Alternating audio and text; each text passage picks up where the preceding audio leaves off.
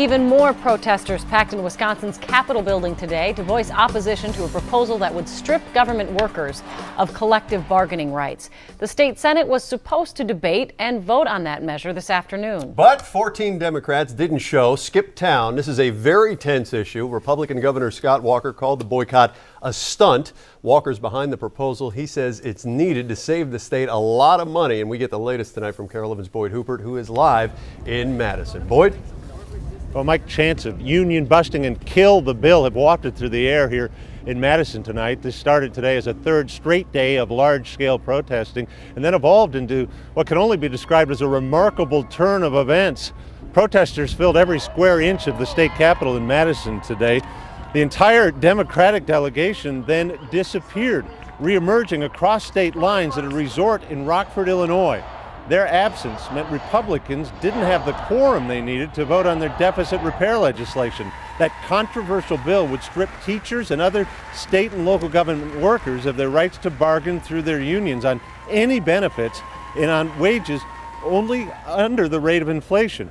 Late this afternoon, Governor Scott Walker called on the Democratic lawmakers who fled the state to, in his words, end their stunt.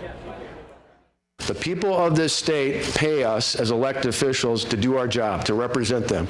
And the most fundamental job, having served in the legislature for nearly 9 years, more than anything else, we're responsible for voting on behalf of our constituents. You can't do that if you're hiding out in some other state.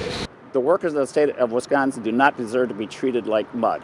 You know, the governor failed to negotiate with them. He failed to reach out to them. He failed to talk to them.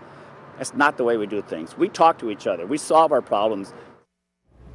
Well, that's one of those state senators who has fled the state. It's anyone's guess what happens here tomorrow. The protests continue into the night, but Republican lawmakers will be meeting right over there in the state capitol tomorrow morning. They say they plan to reconvene.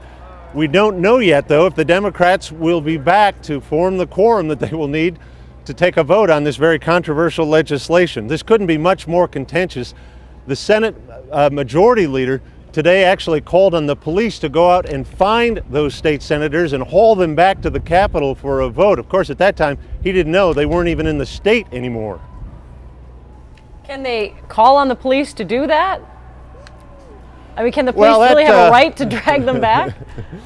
Well, if they could have, it's certainly more difficult now that they're in the state of Illinois.